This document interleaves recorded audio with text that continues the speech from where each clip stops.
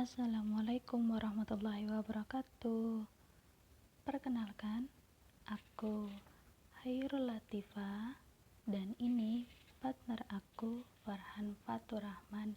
Kita dari kelompok 8. Di sini kita mendapat tugas dari mata kuliah Pancasila dan PPKN yang berdosenkan Bu Wawai Sadia dengan tema Pancasila ketiga, yaitu Persatuan Indonesia. Seperti materi yang kita dapat yaitu Persatuan Indonesia, tentunya Indonesia mempunyai banyak keberagaman, mulai dari adat istiadat, agama, dan ras. Dan masih banyak lagi dengan keberagaman yang kita miliki. Tentunya tidak mudah untuk menyatukan semuanya, tapi di sini kita tidak dituntut untuk menyatukan semuanya. Kita hanya perlu menjaga dan melestarikan keanekaragaman yang kita punya agar tetap berdampingan dengan aman dan sejahtera. Keberagaman sendiri di Indonesia mempunyai banyak macam, mulai dari bahasa Jawa, Sunda, Batak, Padang yang mempunyai keunikan tersendiri. Kemudian pakaian adat yang bermacam-macam, mulai dari pakaian adat Madura, Jawa, Bali, dan Papua, dan daerah lainnya di Indonesia. Tidak luput dari kebiasaan sehari-hari, kebudayaan pun mempunyai peran yang sangat penting bagi masyarakat Indonesia, mulai dari upacara pemakaman, kemudian upacara pernikahan,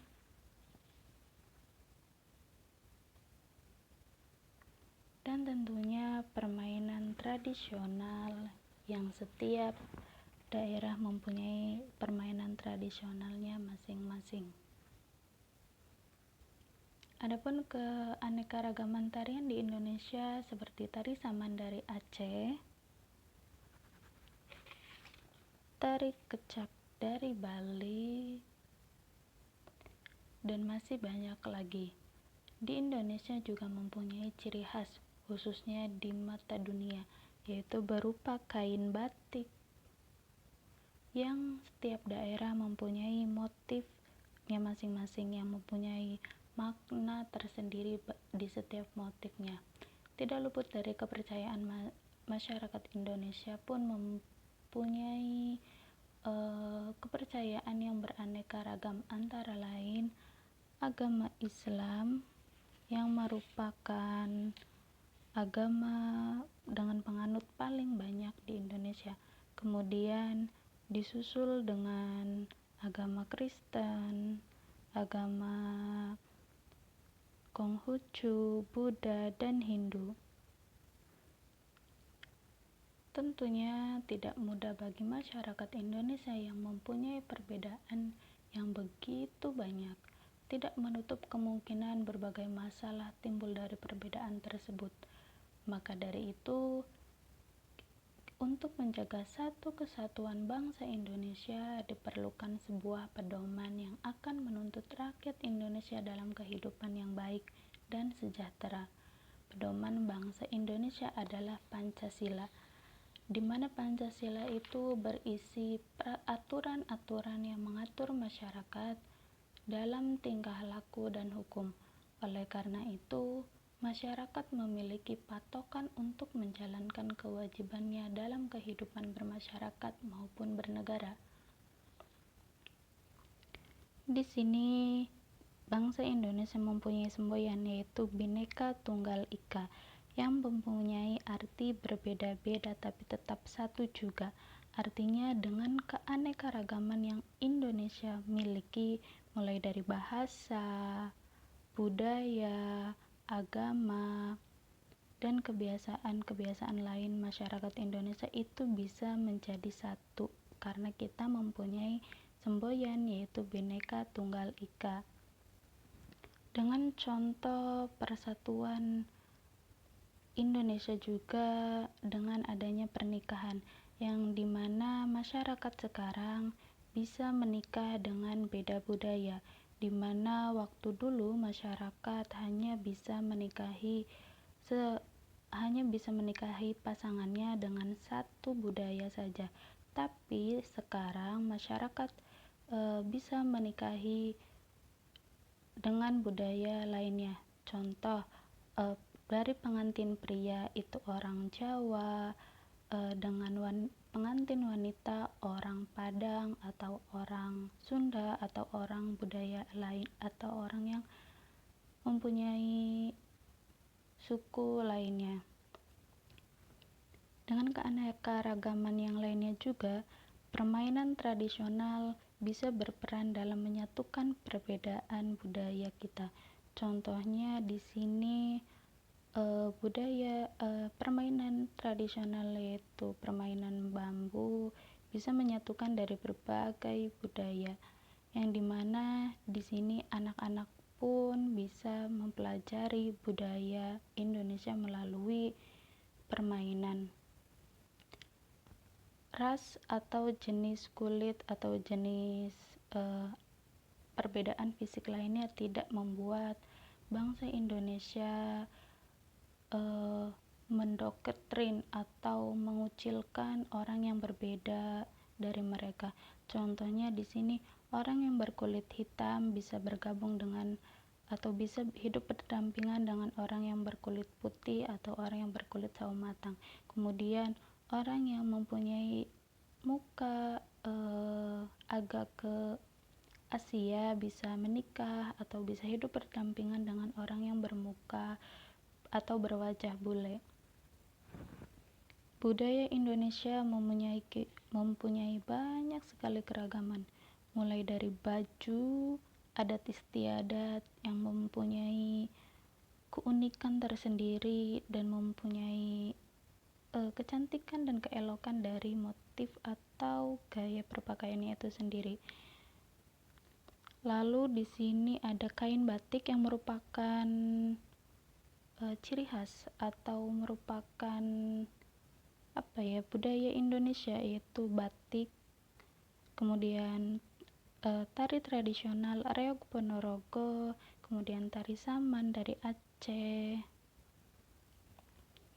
Di Indonesia mempunyai banyak bahasa, dimana sebelum adanya persatuan Indonesia, orang-orang atau masyarakat Indonesia berkomunikasi dengan bahasanya sendiri-sendiri, sehingga orang Batak tidak mengerti bahasanya orang Jawa tidak mengerti bahasanya orang Padang, kemudian orang Melayu tidak mengerti bahasanya orang Sunda. Kemudian di sini diadakan bahasa persatuan dari semua bahasa, yaitu bahasa Indonesia. Bukan berarti kita harus melupakan bahasa dari daerah kita masing-masing.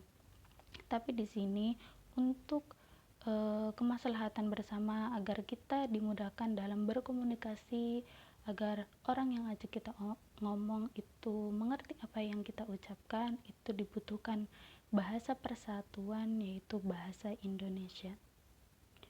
Masih dalam soal bahasa, di sini ada tulisan saya bangga menggunakan bahasa Indonesia. Jadi tidak serta-merta kita mengikuti area kemajuan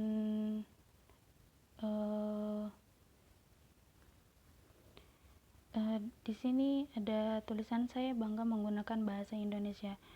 Dengan ini kita tidak serta-merta mengikuti perkembangan zaman yang berusaha merubah yang semestinya bahasa Indonesianya ini jadi diplesetkan atau dirubah menjadi bahasa gaul. Kita sebagai generasi Indonesia harus melestarikan bahasa Indonesia dengan susunan yang baik dan benar. Di sini utamakan bahasa Indonesia pelihara bahasa daerah, kuasai bahasa asing. Jadi dengan kita mengutamakan bahasa Indonesia, kita bisa melestarikan, kita bisa mengharumkan nama baik Indonesia yang kemudian banyak ya bule-bule atau turis-turis yang berusaha atau tertarik dengan bahasa Indonesia. Pelihara bahasa daerah. Jadi jangan malu atau gengsi. Malu dibilang kampungan gara-gara bahasa daerah. Tidak, dengan kita berbahasa daerah artinya kita melestarikan, kita memelihara apa yang dijaga nenek moyang kita terdahulu. Kemudian kuasai bahasa asing. Dengan menguasai bahasa asing, kita bisa menggapai dengan menguasai bahasa asing, kita sebagai generasi Indonesia bisa bersaing di dunia internasional dengan tidak hanya berbahasa di negaranya sendiri, tapi kita mampu dan kita bisa berbahasa internasional, bahasa Inggris, Arab, atau bahasa Mandarin. Mungkin itu saja apa yang dapat kami sampaikan dari video ini. Kurang lebihnya mohon maaf karena kami masih pemula, mohon memaklumi, dan cukup sekian. Wassalamualaikum warahmatullahi wabarakatuh.